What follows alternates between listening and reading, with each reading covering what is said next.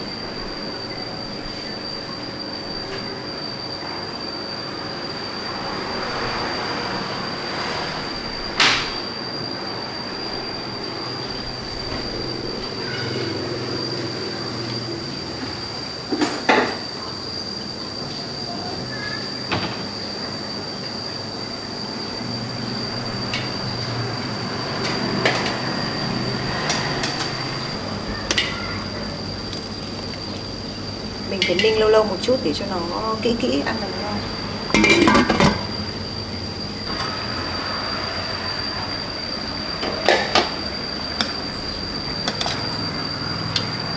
Đậu đen này mình chưa chi nữa thì nó nở rồi. Đậu đen nở ra nhiều quá.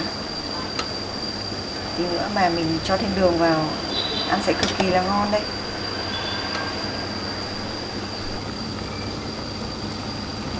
Chắc mình phải cho thêm tí nữa, mình phải cho thêm ít nước vào, nó đặc quá.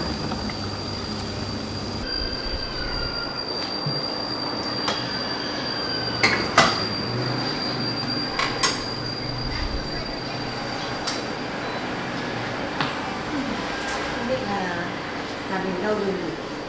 Mình lấy điện thoại để gọi máy nè.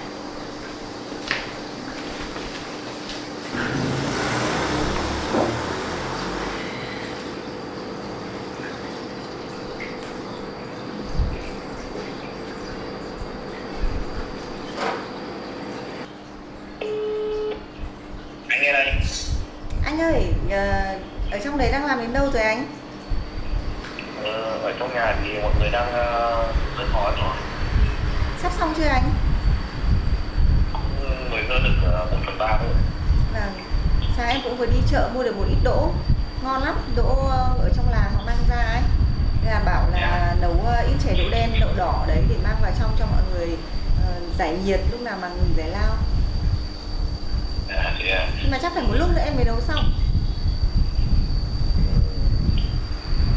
Bây giờ anh đang có chuyện ở công ty thì anh cũng mong chuẩn bị các công ty một chút.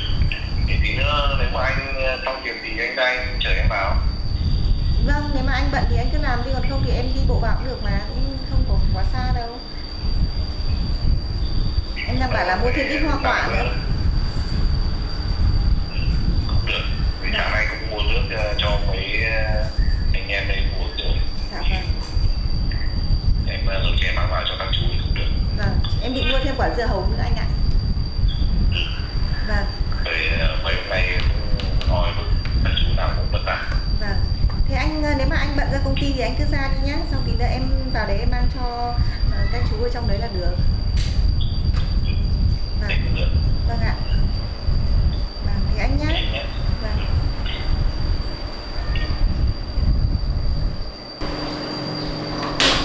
Anh Hải anh bận việc ở công ty. Tí nữa mình cứ vào đấy vậy. Mang chè cho mọi người. Chắc là phải tầm nửa tiếng đến 1 tiếng nữa mới chỉ tranh thủ có một ít sắc.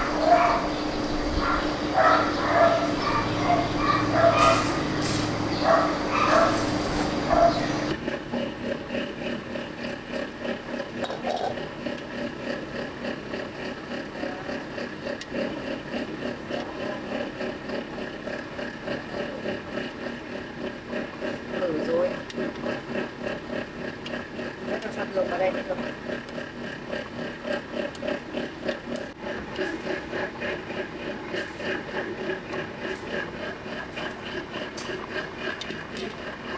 Kiểm tra bên này xem nào. Bên này có vẻ như đỗ vẫn còn cứng. Chắc phải một lát nữa vì hạt nó to hơn. Chuột nồi lên phía trước.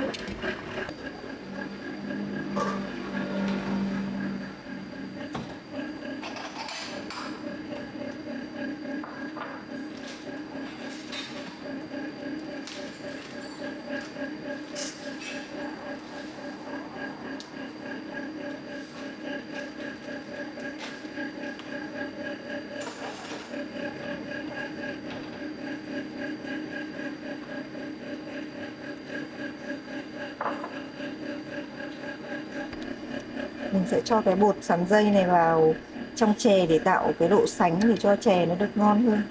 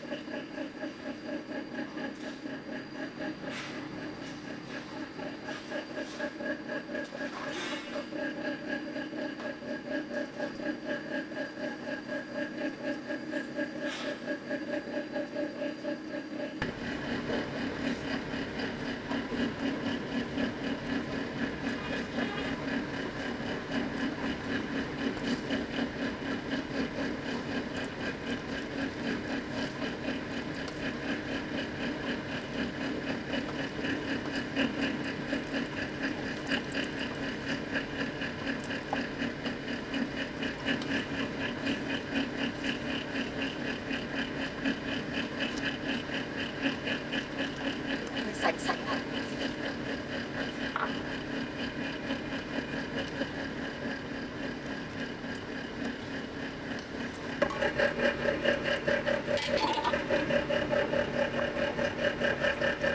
Chắc là được rồi đấy, đỗ đã mềm rồi.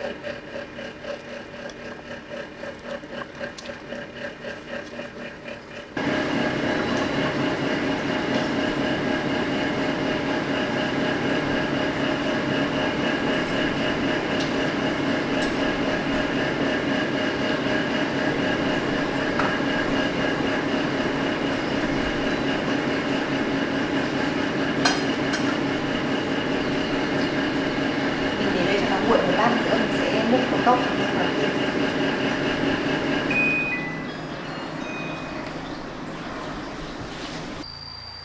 Bây giờ em sẽ xong rồi. Người đấy em rút xuống em rút cái nào và rơi xuống em xếp hết đống ra để chuyển. Thế để đứng ở đấy chứ em là thế ở đấy chứ.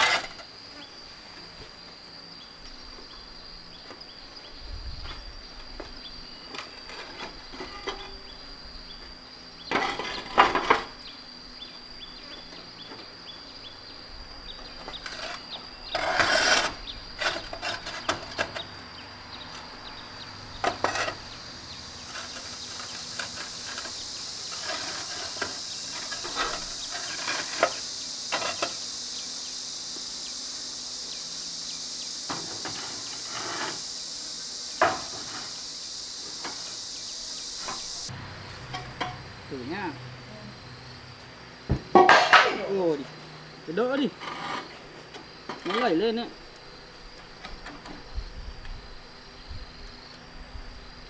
Ok không? Ok. Vừa lấy thì hơi lệch một tí. Bị lẩy. Thì hơi lệch nó mới lạnh ra ngoài ấy.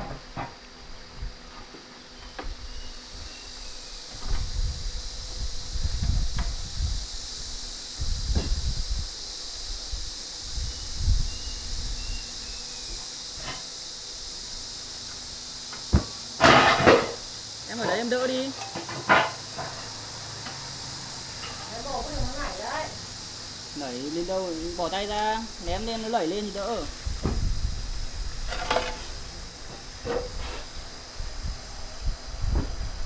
Thế nào không đẩy gì. Nào lấy ra nhá.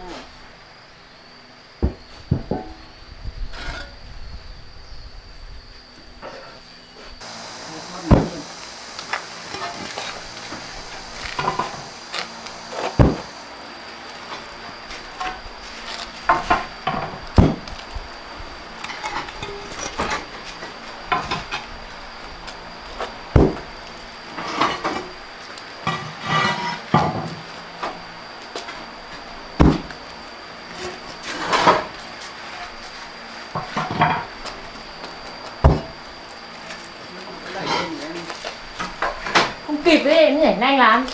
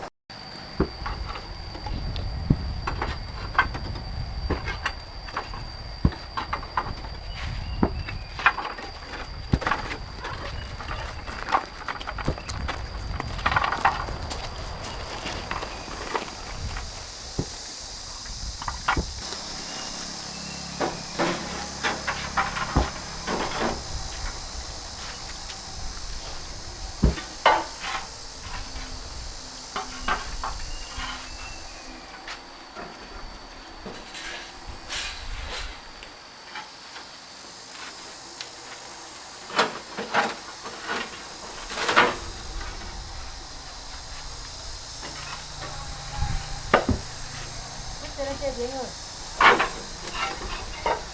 Gì đấy? Bước lên trên tí rồi, cứ lọc cửa rồi đấy.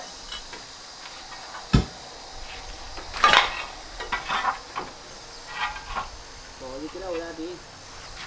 Đứng bên ngoài lấy không được à? Người xếp ở ngoài rồi. Làm đứng.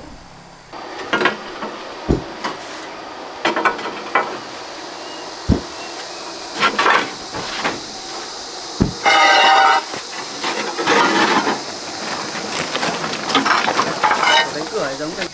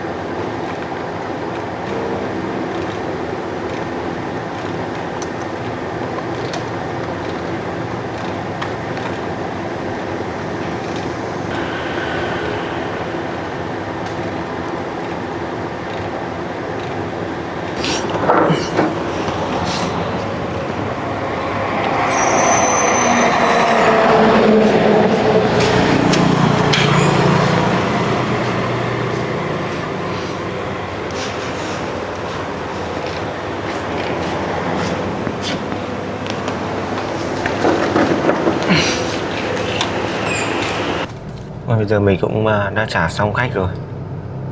Bây giờ chạy qua cửa hàng mua thêm ít cám với chăn gà. Sáng mẹ bảo mà quên mất.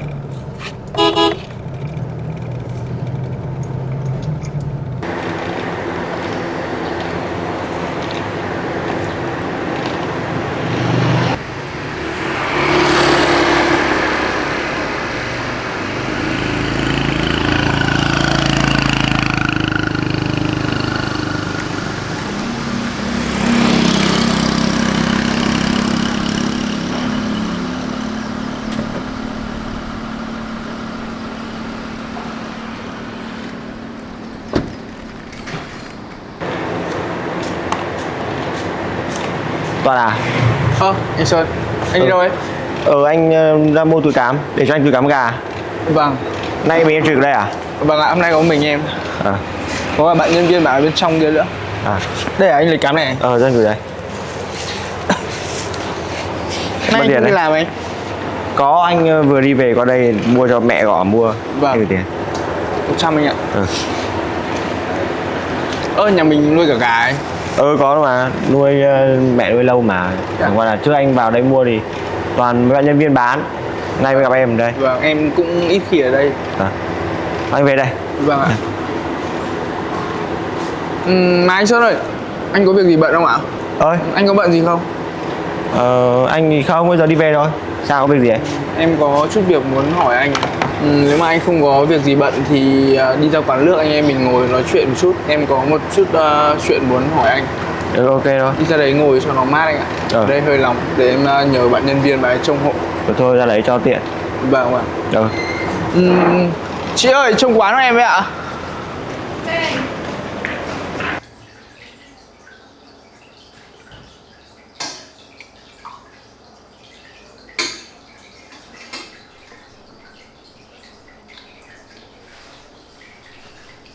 Lan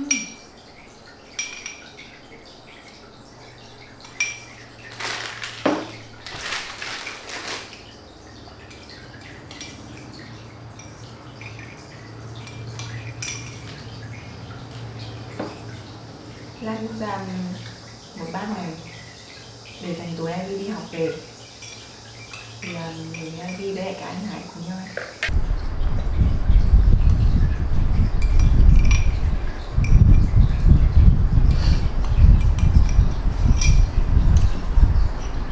Không ngờ nấu có một tí đỗ mà được nhiều chè thật.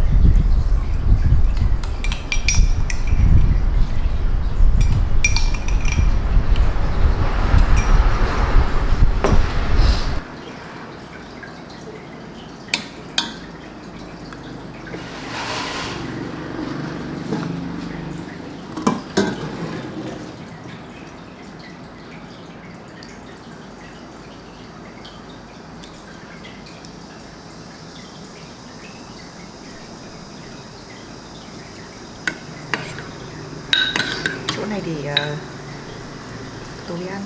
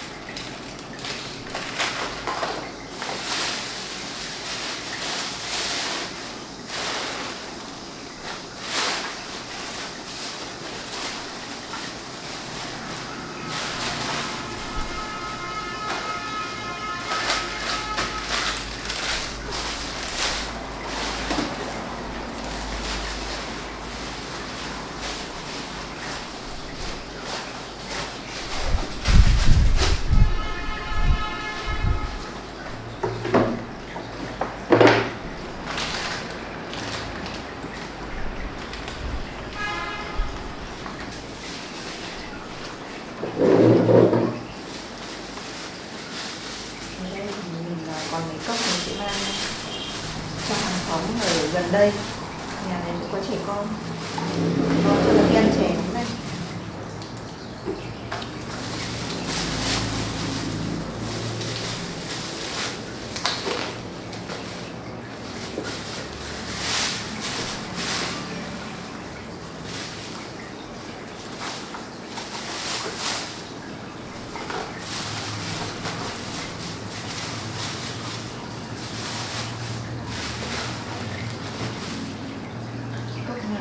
Trong tủ đợi bác sĩ anh Hải về thì anh Hải cầm về cho bác Thoa.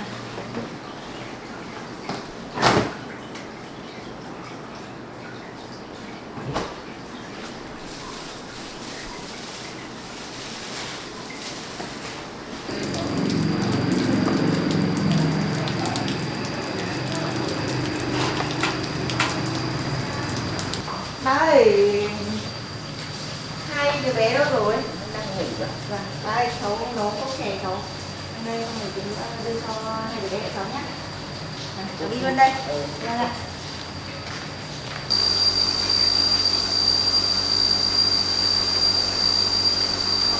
Thử chở bạn. Cho nấu cái chè. Thịt nha. Chè đồ đen. Ăn xong mát.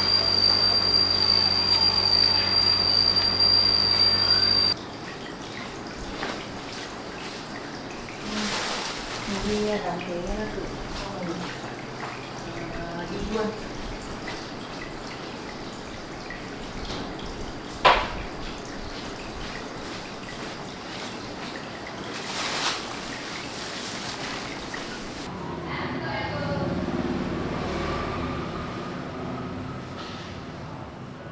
Thì nãy mày bảo là hẹn anh qua đây có việc gì đấy? Anh cứ uống nước đi, xong thì em hỏi.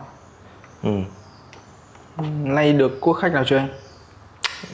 Sáng giờ cũng được 3 quốc đi thành phố. Vâng. Đi linh tinh khách kiểu đi đã đi làm ấy. Vâng. Thời tiết nắng lôi thế này thì mọi người đi lại cũng ngại đi xe máy, chắc là cũng đông khách anh ạ. Uống nước đi. Được.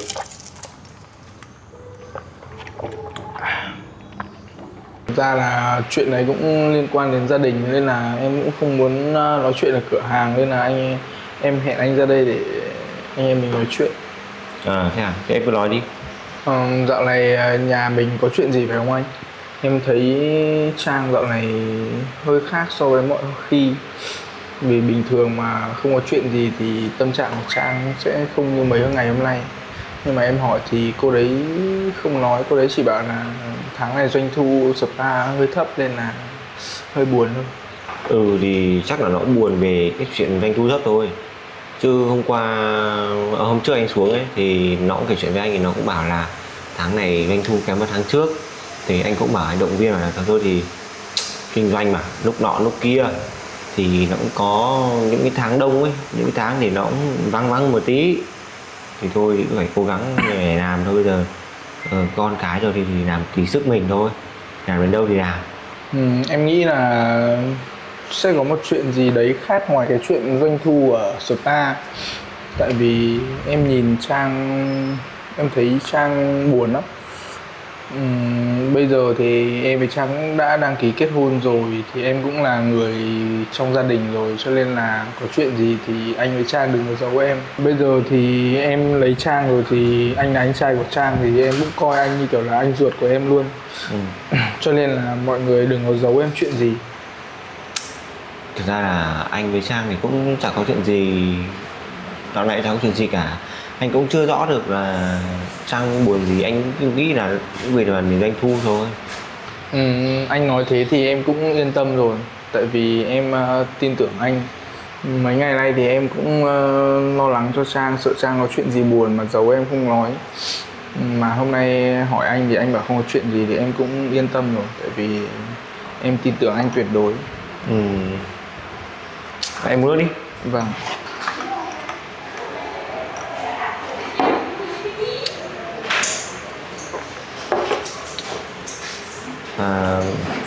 Đây Toàn này, thực ra là em đã nói như thế rồi. Có chuyện gì vậy? Thì thực ra thì cũng có một chút chuyện thật. Có chuyện gì vậy anh? Thì cái chuyện này thì anh với Trang thì cũng đã giải quyết xong rồi. Thì nay em đã hỏi như thế thì thôi thì anh cũng kể lại cho em biết luôn. Cái câu chuyện là như này. Về Tú, người yêu cũ của Trang năm xưa ấy, thì lúc mà hai đứa nó chia tay nhau thì phát hiện ra là Trang có bầu đấy. Thì anh cũng nghĩ, anh bảo là đấy, bây giờ bầu vì như thế mà anh thì cũng thương em gái của mình thôi, không phải là Trang hay là đòi hỏi, mà ý là bây giờ chính Trang mà có bầu mà lại bố ruột của đứa bé nó lại không nhận, thì anh nghĩ là bây giờ mình là anh trai thì mình thương em thì cũng bảo nó là chuẩn bị là 200 triệu lúc bấy giờ là chính anh cầm thôi chứ không liên quan gì đến Trang cả. Thì cũng thương em thì anh bảo thôi thì bây giờ nếu mà không nhận, nếu mà cậu không nhận con thì cậu phải ý là bồi thường cho gia đình nhà tôi một số tiền, coi như là số tiền này để sau này tôi nuôi cháu tôi đấy, và cũng không liên quan đến, không cần cậu phải nhận làm bố làm biết gì cả, không cần phải chu cấp gì hàng tháng nữa. Mà đấy thì bây giờ bảo là cậu ta là bây giờ cứ chuẩn bị cho gia đình nhà tôi là 200 triệu, rồi sau này cậu có muốn chu cấp thêm hay như nào thì tùy cậu, còn gia đình tôi không yêu cầu. Thì nó cũng đồng ý và nó cũng bảo là bây giờ nếu như bao giờ nó cần thì nó qua gặp em bé thôi. Thì đấy, câu chuyện nó vẫn như thế từ lâu rồi. Thực ra là cái này là vấn đề ở anh thôi, chứ còn anh không, Trang nó không ép về đến thằng Tú. Thì anh, cái suy nghĩ của anh như thế thì anh bảo thế. Thì bấy giờ thì cũng chưa biết là về xét nghiệm ADN ấy, thì cứ nghĩ là Minh Châu bây giờ là con của thằng Tú thôi, thì anh cứ như cầm nhận đấy. Thế là vừa rồi đây thì gia đình nhà mình mới đi làm xét nghiệm ADN đấy, thì mới có kết quả. Thì thằng Tú nó cũng biết đi, nó cũng bảo là mình giả lại số tiền đấy. Thì cái số tiền đấy thì trước đây thì anh lại lấy số tiền đấy anh mua nhà bây giờ á. Thế là bây giờ nó lại bảo là bây giờ nếu như mà Minh Châu không phải con của nó thì phải trả lại nó 200 triệu đấy. Mà trong khi đó là vừa rồi gia đình mình cũng trải qua nhiều cái vấn đề tiền nong, thì anh cũng vừa mới lo xong thì lại đến cái chuyện đấy. Thì anh cũng bảo với Trang là thôi thì em có bao nhiêu thì hộ anh bấy nhiêu đấy. Thế là từ đấy là mấy hôm trước thì anh cũng qua thì Trang đưa cho anh 70 triệu, còn số còn lại thì anh đã lo với mẹ, lo xong rồi. Thì có khi nào thì Trang cũng buồn vì một phần chuyện như vậy. Vâng. Cái vấn đề này thì em cũng hiểu, thông cảm cho Trang. Tại vì cái câu chuyện này nó đã xảy ra từ cái trước khi mà em với Trang yêu nhau rồi. Đấy nên là chắc là Trang nó cũng nghĩ là nó chỉ muốn là để anh và nó giải quyết thôi, không muốn kể gì cho em. Bởi vì nếu mà kể cho em thì sợ em lại suy nghĩ phiền lòng ấy. Nên là thôi thì em cũng thông cảm. Đấy, câu chuyện này nó cũng hơi ngoài lề ấy. Nên là Trang cũng chắc là không muốn kể với em đâu. Đấy. Thực ra mọi chuyện là như vậy anh. Bảo sao mà mấy hôm nay sắc mặt của cô đấy không được tốt. Nhưng mà Trang kể với em thì em cũng không trách móc gì cả. Tại vì bây giờ Trang cũng là vợ của em rồi. Nên là chuyện gì liên quan đến Trang và gia đình nhà mình thì em cũng đều phải có trách nhiệm. Nên là lần sau thì có chuyện gì thì mọi người cứ nói với em để cùng nhau giải quyết. Anh cũng biết là như vậy, biết là vợ chồng với nhau thì không nên giấu nhau điều gì. Nhưng mà vì câu chuyện này nó cũng hơi khó một tí, nên là thôi thì coi như là câu chuyện này anh em mình biết hay thôi. Cũng đừng nói lại với Trang, không thì nó lại suy nghĩ thêm em ạ. Vâng.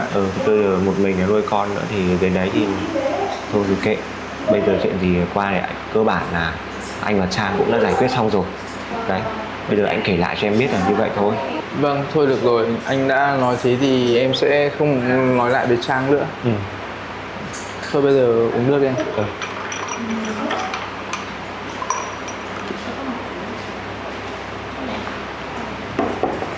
Thì có khi một phần về câu chuyện đấy ấy, thì nó cũng ngại kể với em. Nên là phải đâm ra là chắc là nó cũng có một vài cái cử chỉ hay là cái biểu hiện không được vui vẻ cho lắm. Em hỏi thì mấy lần cũng là thì cũng là kết hợp cả hai vấn đề, vừa là doanh thu kém hơn với tháng trước với lại câu chuyện này nữa, thì anh nghĩ là một phần tạo lên là nó cũng buồn một chút. Thôi thì hai đứa cố gắng vậy. Cái này thì đầu tiên anh bảo là nó nửa anh nửa ấy, thế mà thôi thì bây giờ câu chuyện này thì thôi thì bây giờ mày còn con cái nữa, còn dự định thế bảo là đấy, dự định cho tương lai nữa. Anh bảo thôi thì anh với mẹ thì cũng xoay được 130 rồi, thì bảo nó đưa 70 thôi là anh cũng giải quyết xong rồi, ổn thỏa rồi. Hôm trước thì em cũng hỏi nhưng mà Trang chỉ bảo là doanh thu tháng này thấp hơn tháng trước thôi, thì em cũng bảo là kinh doanh thì có tháng nọ tháng kia nên là không có gì phải buồn đâu. Nhưng mà em nhìn sắc mặt cô đấy thì em thấy chắc chắn là đang có chuyện gì giấu em, nên là hôm nay em mới hẹn anh ra đây để nói chuyện. Em thì là chồng nó, em biết là cái tính của nó là một người phụ nữ là rất là mạnh mẽ này, thường là rất là có cái chuyện gì nó thường là tự giải quyết đấy, nên là thôi thì em hiểu cho cái câu chuyện này. Dạ vâng ạ. Thế em có bận gì không? Em thì về trông cửa hàng thôi. Thì anh cũng chạy về nhà cái. Dạ vâng. Thế thì anh em mình về nhá. Thôi thì nào lại hai đứa với cả cho Minh Châu về nhà chơi nhá. Vâng ạ. Anh đi về đây.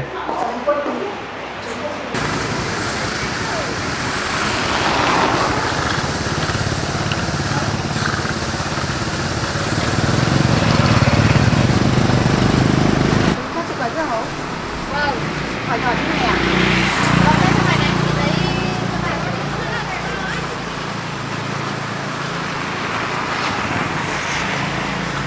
Quay làm gì chị đi? Tươi nó thế.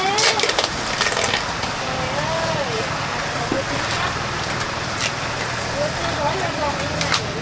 Chị em có phải lá chéo không? Bé không?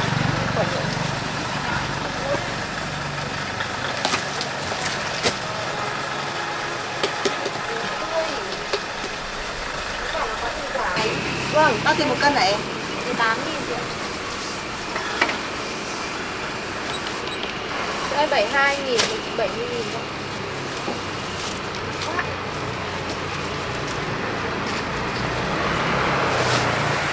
Được chưa?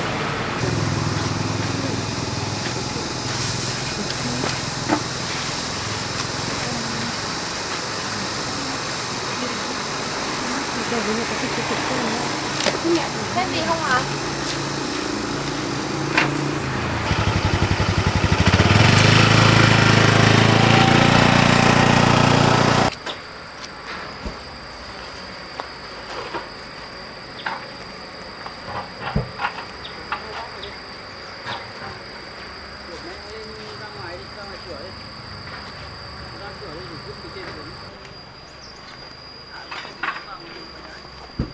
Làm nhanh phết, sắp xong. Ui, nhanh quá nhỉ. Dỡ đã sắp xong rồi này. Máy gặt nhanh phết, nhưng mà sáng nay mới làm đây. Gần xong rồi, thôi thế này tạm ổn rồi. Nhà này gắn bó bao kỷ niệm của mẹ con mình. Rồi cuối cùng cũng đã phải đi về.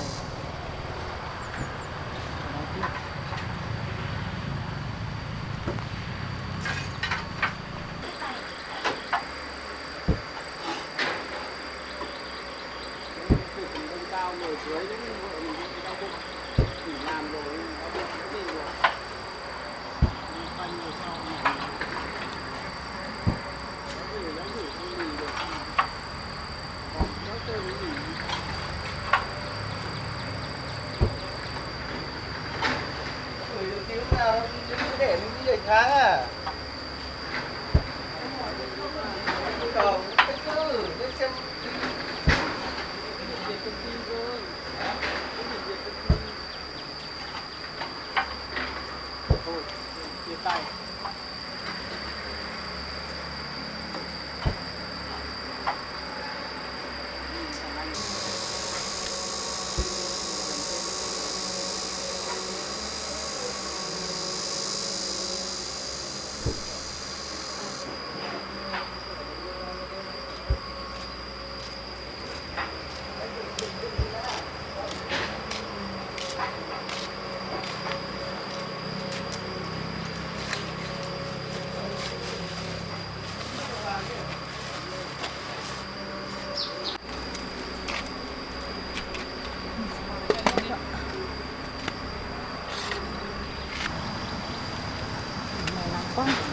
thợ nó sắp xong Đây.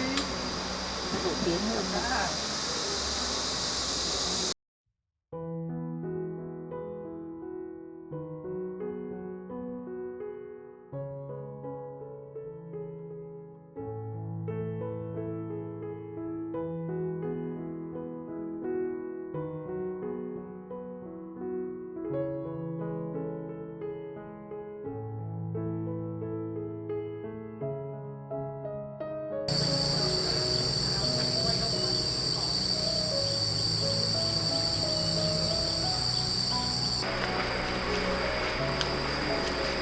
Anh chị ơi, sắp xong nhà chưa?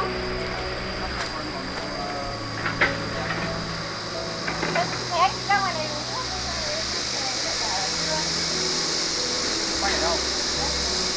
Quay ngoài đấy à? Thế là đấy.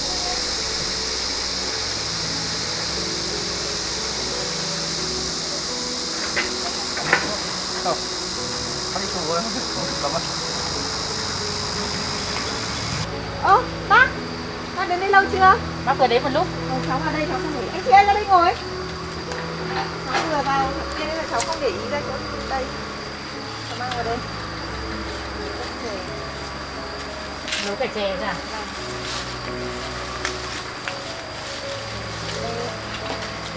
Đấy. Ở đây cho bác cháu. Đây để em đi lấy ghế.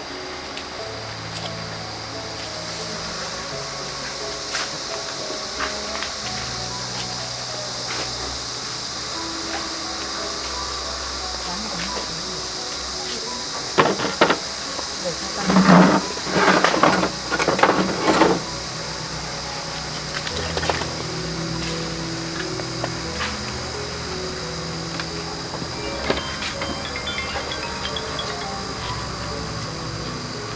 Anh làm sớm quá nhà em chiều mới mát. Alo.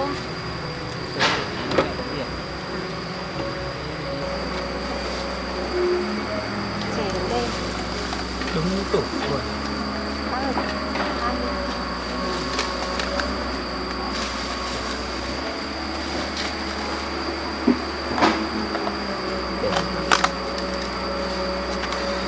Hơi nóng. Bác ra đây lâu chưa ạ? Bác ra được một lúc rồi, tầm độ nửa tiếng. Mời cháu mời bác nha. Mời nha. Ok.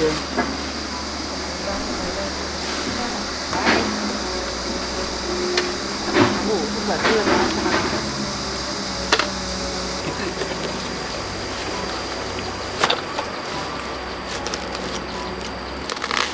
Quả dưa ngon quá. Vâng.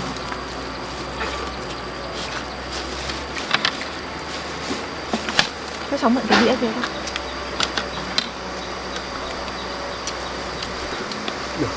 Độ đèn đúng kiểu.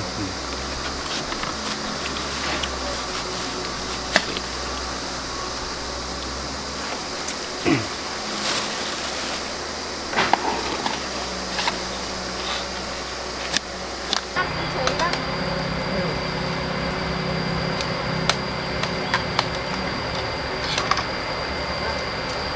Ăn chè đi cho con dưa nhé các cháu nhé. Vâng. Cháu ăn đi. Còn có một tí nữa là xong anh nhỉ? Cho còn đồ mình ăn chung đi. Sáng ngày mát chiều đến nắng quá. Cháu ăn quá là mất mồ hôi.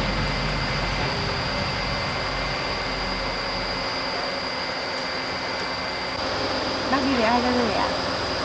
Bác đi một mình. Vừa nãy cháu thấy anh Hải điện là anh Hải bảo là anh ấy phải đi ra công ty có việc. Từ Hải hôm nay bận. Nên là tôi bác đi ra một mình. Mình đỡ ngọt được. Mát đỡ ngọt được. Cái này nó dung hòa cho nhau một cái ngọt một cái nhạt. Rồi, đấm đã về.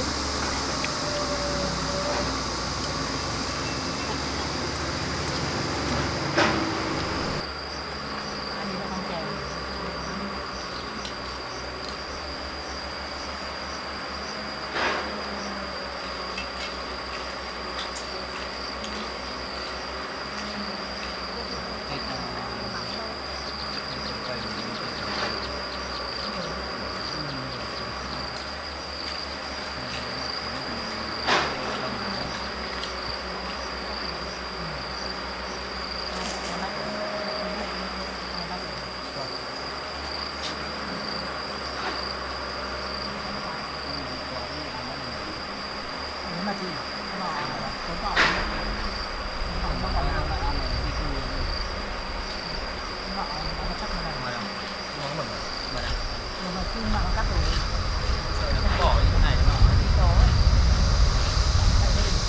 đúng tù với nhau nhỉ, ôm nhau thả xuống